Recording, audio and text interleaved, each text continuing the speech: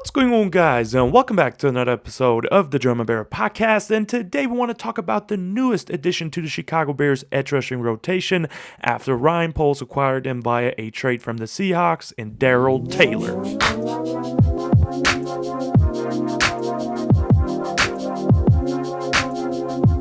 And today is going to be all about the newest edge for the Chicago Bears, probably edge rusher number 2 besides Montez Sweat. We'll talk about Darrell Taylor's role a little bit more in today's conclusion, but Ryan Poles made a big move to improve the edge rotation for the Bears, which was definitely something that was needed. I think we had a couple of guys that showed out absolutely in preseason. I love Austin Booker, one of my favorite players on the Bears team already, but he would still need a little bit more of a rotation going, right? It cannot just be him and pass rush downs. Daniel Hardy showed out, and we have DeMarcus Walker, but there was still one veteran missing in my opinion, and so did Ryan Poles also think, and that's why he got him from the Seahawks for a 2026 6th round pick. Now we'll talk about the value at the end today.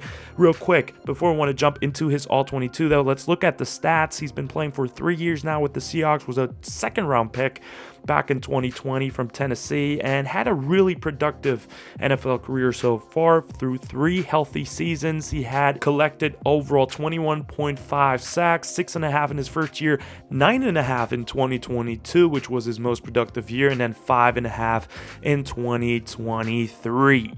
Now, what are the questions that we have to answer in today's video? First of all, how good is Darrell Taylor? I want to just show you how I saw him during my deep dive into his All-22 film of 2023 mostly.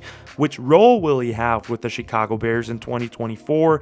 And was the trade worth it, or was it a good trade overall for good value? And with that being said, let's find those answers to those questions and move into the film room, starting off with his pass rush.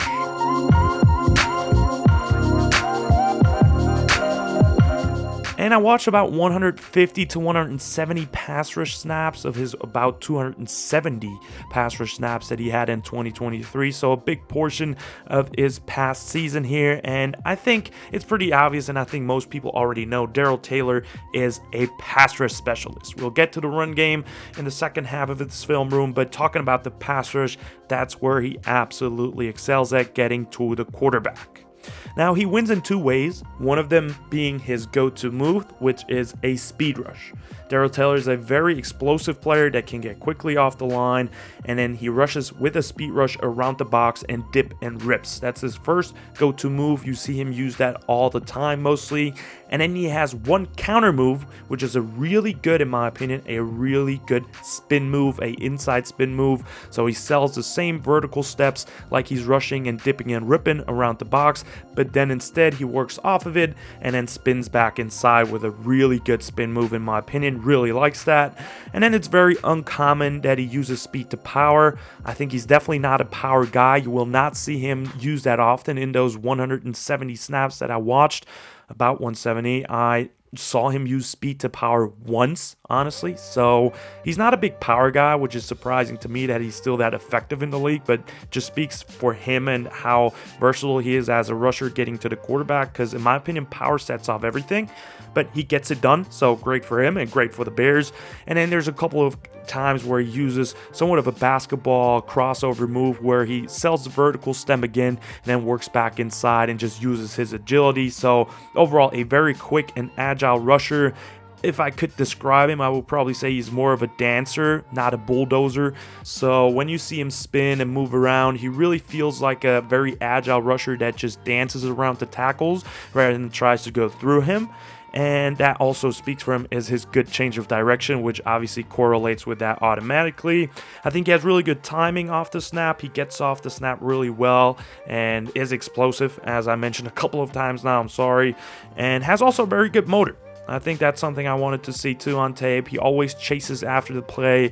If he doesn't get the quarterback on his first try, he still fights for it and works back and always tries to get to him or make a tackle down the field. So I think that's something that perfectly fits again with Matt Eberflus and his defensive style of play.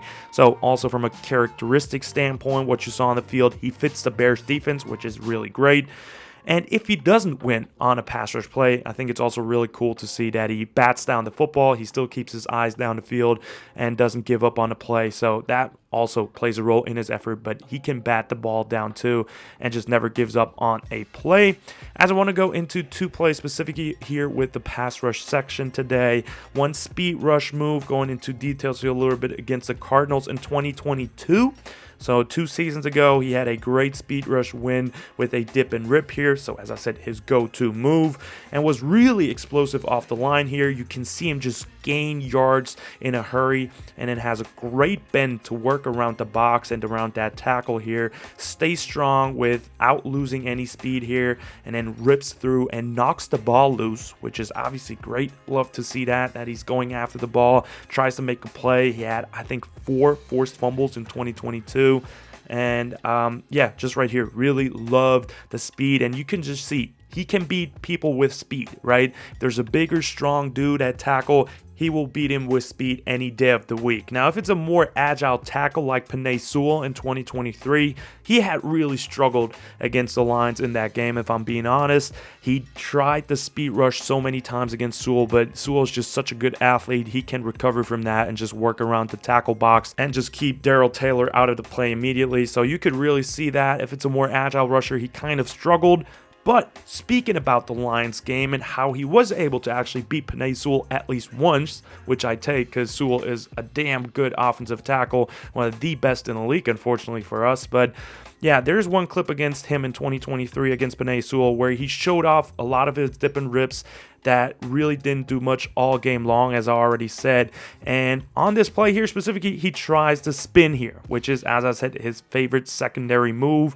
And he sells the vertical speed rush here, as we can see. And then as Penei Sewell tries to catch him here on that play, he has a perfect hand placement and punches the outside arm from Sewell away and then spins inside. So he goes from 100 speed to 0 to 100 again. So really impressive acceleration and then deceleration into an agile spin to accelerate again into the inside here to Jared Goff. And I think on this play, this is a holding. I think that should have been called a penalty here, but he still forces a check down here, gets into the face of Jared Goff, and he senses that and just gets to the check down for a couple of yards. So it's still an impact on a play that won't show up on a stat sheet, but I think that was a really good way of showing how much he can use the spin move and how effective it can be with Darrell Taylor's speed, dip, and rip and working off of it. So by any means, he can definitely be an effective rusher for the Bears, no doubt about it.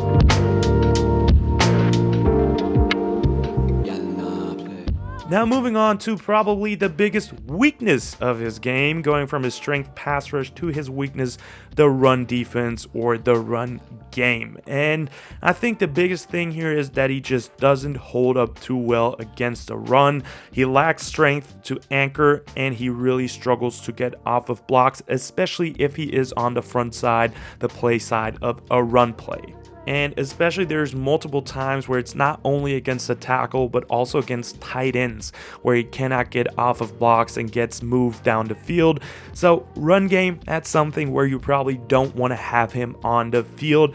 He really gets moved at times, and that's not his biggest strength. Definitely, you could see that on tape.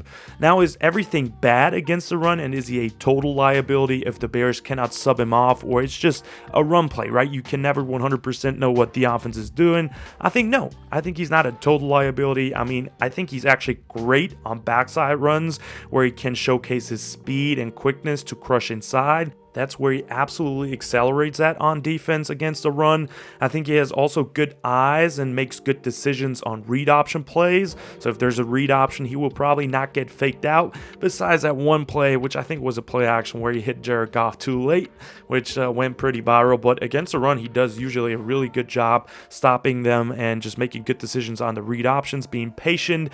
And there is times where he really fights through some contact and sheds well and shows his motor against the run. It's just a consistency that is lacking here against the run, which does not make him a third down edge player.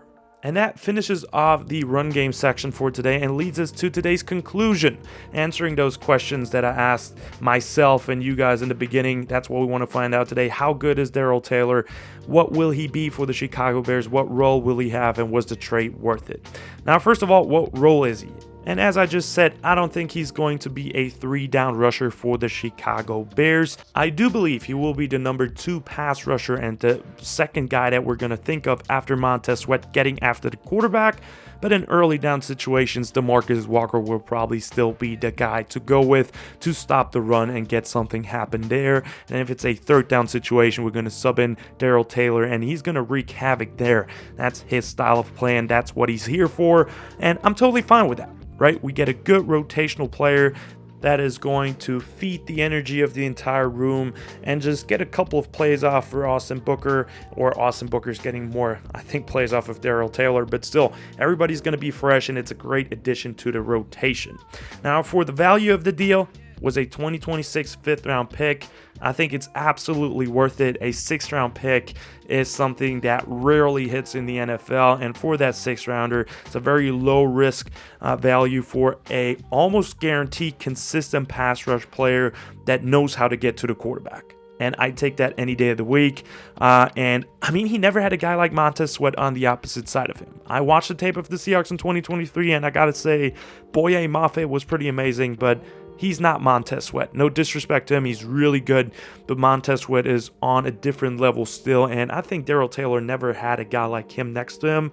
So it's maybe even a breakout year for him, potentially having all the attention on Montez Sweat for the opposing offenses. So that gets me really excited for him, and I think overall, I'm really happy that we got the guy.